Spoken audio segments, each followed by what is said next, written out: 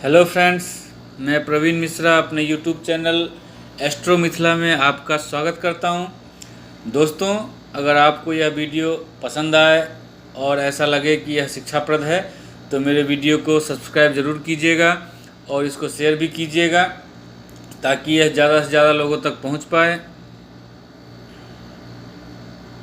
Friends, basic astrology में राजयोग की series अभी चल रही है और राजयोग की सीरीज में आज का टॉपिक है श्रीनाथ योग।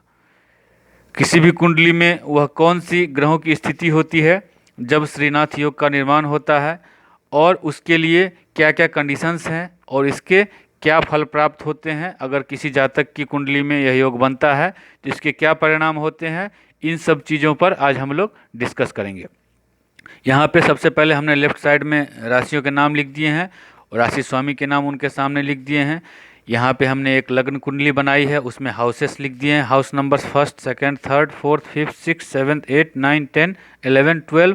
ये हाउसेस फिक्स होते हैं, ये चेंज नहीं होते हैं। यहाँ पे जो राशियाँ लिखी होती है वह लग्न के हिसाब से होती है, वो चेंज हो सकते हैं लेकिन एंटी क्लॉकवाइज में चलेगी। अगर लग्न में जो नंबर आएगा, जिस लग्न का कुंडली होगा, उसके बाद क्रमशः आगे यहाँ 12 तक बढ़ेगा। अगर मान लीजिए यह मेष लग्न की कुंडली होती है तो यहाँ पे 1 होगा, यहाँ 2, 3, 4, 5, 6, 7, 8, 9, 10, 11, 12।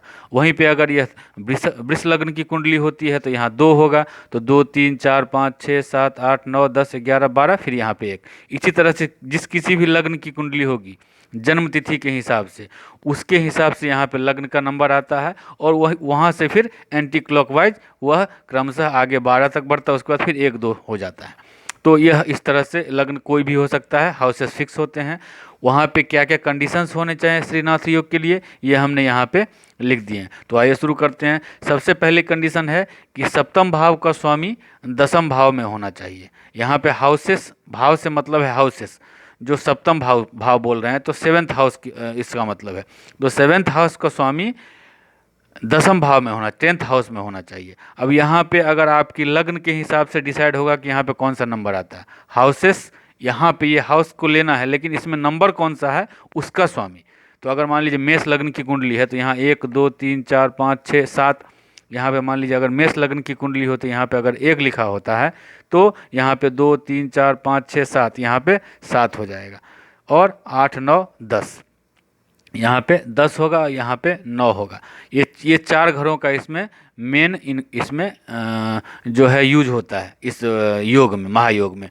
तो 7th हाउस को स्वामी दसम भाव में, तो यहाँ पे 7th हाउस को स्वामी मेष लग्न में कौन हो गया, 7 नंबर की राशि है तुला राशि। तो तुला राशि के स्वामी कौन होते हैं, शुक्रदेव। तो मान लीजिए अगर शुक्रदेव यहाँ पर में आ गए, शुक्रदेव यहाँ पे होना चाहिए। 7वें घर का स्वामी 10वें भाव में होना चाहिए। तो यहाँ का इसके जो स्वामी होंगे, यहाँ पे जो नंबर लिखा हो उसके स्वामी 10th हाउस में होने चाहिए। दूसरा है नवम एवं दसम भाव का स्वामी युति में।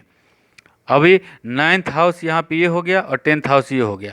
तो इस दोनों भाव के स्वामी, यहाँ पे 9वें भाव के स्वामी गुरु हो गए, धनु राशि हो गई, और यहाँ पे 10वें भाव के स्वामी शनि हो गए। तो गुरु और शनि युति में होना चाहिए, चाहे वो केंद्र में कहीं भी हो, केंद्र में हो, त्रिकोण में हो, या फिर 6, 8, 12 में हो, लेकिन ये युति में होना चाहिए। वैसे मैंने पहले भी बताया है कि कोई भी जो शुभ योग होता है वह केंद्र या त्रिकोण में अधिक शुभ फल देता है।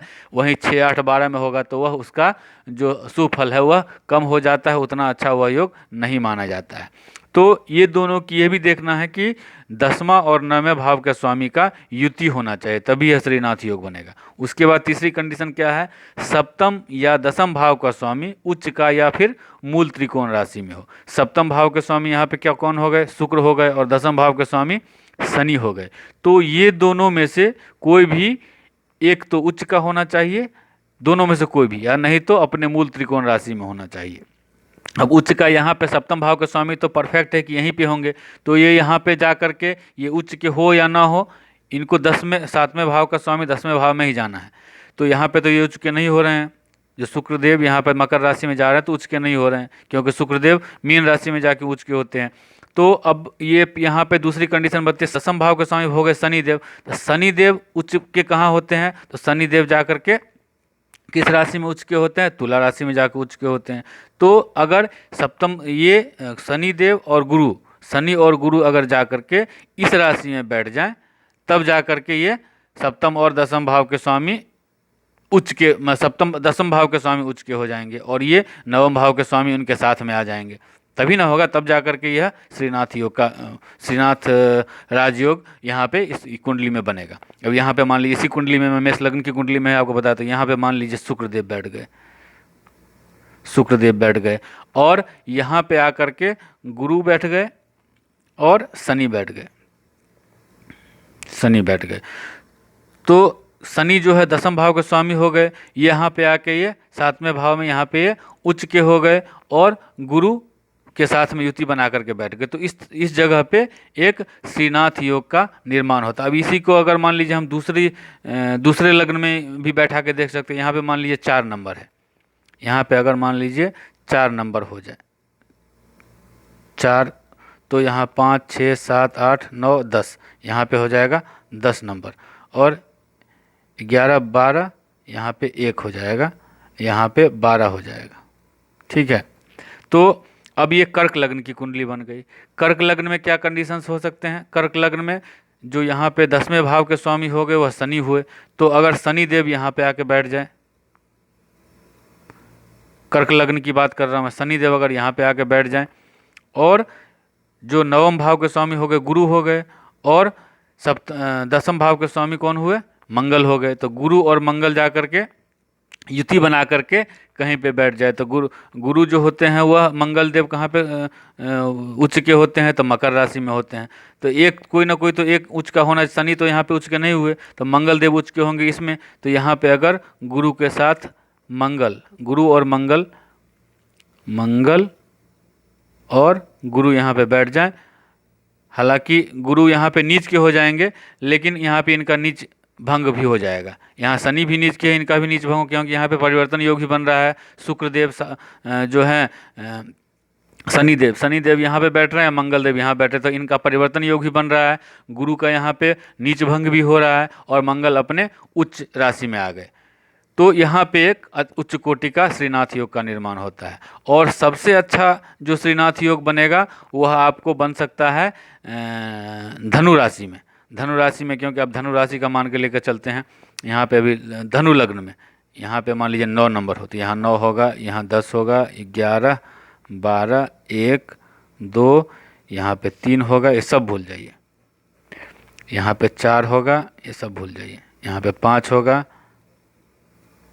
यहाँ पे 6 होगा, यहाँ 7, यहाँ 8। अब ये धनु लग्न की कुंडली बनी मान लीजिए। तो धनु लग्न की कुंडली में आपकी दोनों कंडीशंस पूरी होती है। सप्तम या दसम भाव का स्वामी उच्च का हो, तो याद सबसे पहले सप्तम भाव का स्वामी दसम भाव में, सप्तम भाव के स्वामी भी बुध देव हैं और दसम भाव के स्वामी भी बुध देव हैं। तो यहाँ पे बुध देव बैठ गए। ओके, उसके बाद नवम एवं दसम भाव का स्वामी युति में हो, तो नवम भाव ये हो गया, तो सूर्य हो गए, और दसम भाव के स्वामी ये हो गए, बुध देव हो गए, स्वयं हो गए। तो यहाँ पर बुध के साथ सूर्य बैठ गए।